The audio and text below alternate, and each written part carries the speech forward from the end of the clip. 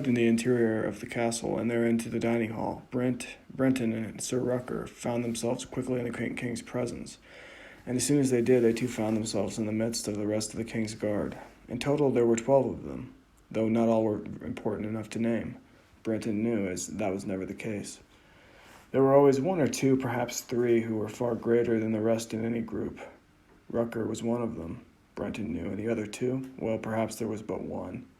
And he spotted him next to the king, a large man, larger than the rest, with a golden beard and golden hair, long and somewhat wild, though well enough kept. Easily enough they were to spot, and he himself, he hoped, would be the third amongst them. And perhaps he was, he thought. Perhaps his competition was not such that he wouldn't have much of a problem making himself prominent. Of course, Brenton could now hear the king saying to the golden man, or so Brenton thought of him in this way. Perhaps the golden boy was more fitting, but no, this was a man, and not someone Brenton could intimidate with words. That was for sure, not that he wanted to. One look at him, and that was quite obvious, his armor a shining silver, embroidered in gold and trimmed in the same. Its insignia a dying lion, the symbol of the king plastered messily on the front of the torso. His chainmail perfectly cut to fit his body size, and that of the outer armor itself, of the plate body and plate legs. He was better put together than the rest combined, Brenton knew. Better so than he was, for now. For now, Brenton thought calmly, simply watching and thinking, and biding his time until finally. "We must begin," said the king somewhat hesitantly. The king, too, had a large golden beard. Brenton's arrival within the Valentine's castle, within the walls therein, and within the presence of the king had come at some surprise and some cost. The king ambushed, and his guard fighting alongside him. Brenton had stumbled upon the battle, recognized what it was that had happened, and then he, of course, had taken action, and though he had not directly saved the king from harm, he had cut down many men, and his prowess had been easily seen. Traveling, he had been alongside some companions who died in the fighting. Their names were unimportant. Brenton had survived, and of course that had meant one simple thing: opportunity. Opportunity for himself and whomever else would ally themselves alongside him, he supposed. Brenton thought of this incident as the king led them outside of the castle and into the gardens, which were located towards the back, though within the heavy walls which encompassed the entirety of the city. Any serf was welcome in the gardens. Any man was welcome to peruse the gardens at his leisure, though not at night, and not without the eye of the castle guards, of course. Admittedly, there were quite a few there this day. It was yet Brenton supposed that he knew the guardsman's name, the large one with the blonde hair, the obvious one to know. Though Brenton was not sure that he wanted to know his name, he of course did know that he would have to. After all, they were companions now in one form or another, and their job was the same: to protect the king, save the king, and long live the king. Brenton knew he must defend and protect lest he lose his own life, and perhaps he would. Perhaps he thought even that this was the end of the line for him, that he might not be able to raise himself any higher, and the thought, however relaxing, did pain him a great deal, but no matter. Now they approached the garden, now they swept through the trees therein as they swayed in the wind, and as the sun beat down on them in the breezy day. It was yet, too, that he knew the way, though piece by piece he was puzzling it together in such a fashion that he was able easily to decipher what it might be he would have to do to defend this castle from threat. Though perhaps he knew only little at the time, he hoped he would conjure something up, that he would think of something useful that had not already been thought of or implemented. That opportunity therein too would arise,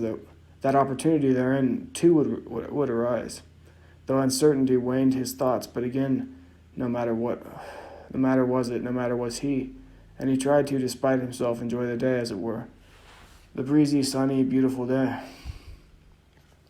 The king leading, and it was kind of him to take the time, though of course he likely enjoyed the stroll. Brenton knew, did say that it might be easier to sweep the other side of the castle first, but that he wanted them to see the gardens and to appreciate their beauty beforehand.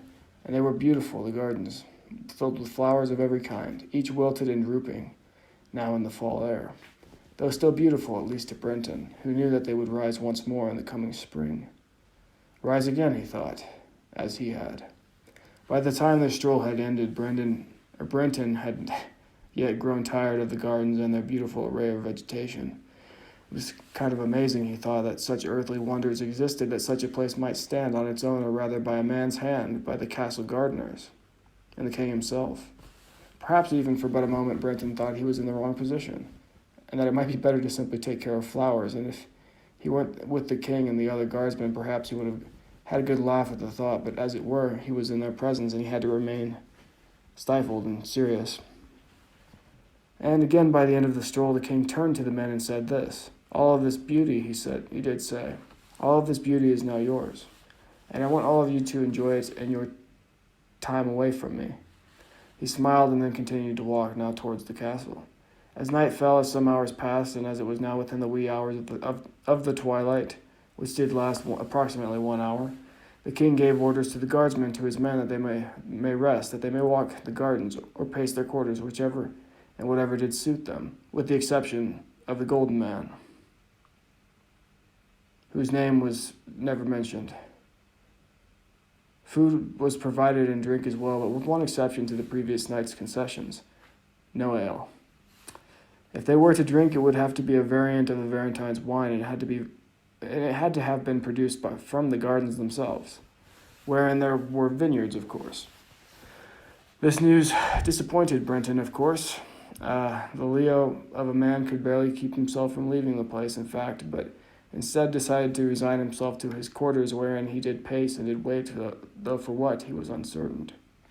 It was some time before there came a rap on the door. Of course, by the time he had answered it, he was prepared for the worst of news, as he waited hesitantly and thought to himself that perhaps this had all been some sort of a joke, that perhaps he was not actually part of the royal guard, that perhaps they had tricked him. In fact, he had only known the men for some days, perhaps a week, he couldn't remember, but when he opened the door on the other side, there was but a woman. She was tall, though shorter than Brenton, who himself was somewhat tall, and with blonde hair and dark blue eyes.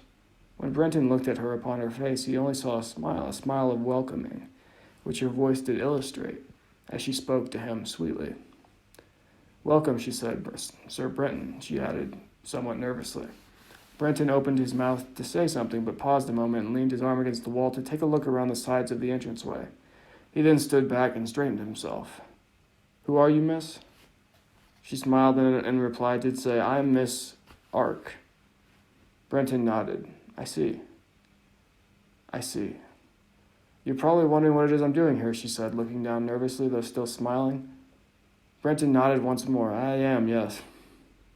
Well, she said with a small shrug, I have something to tell you.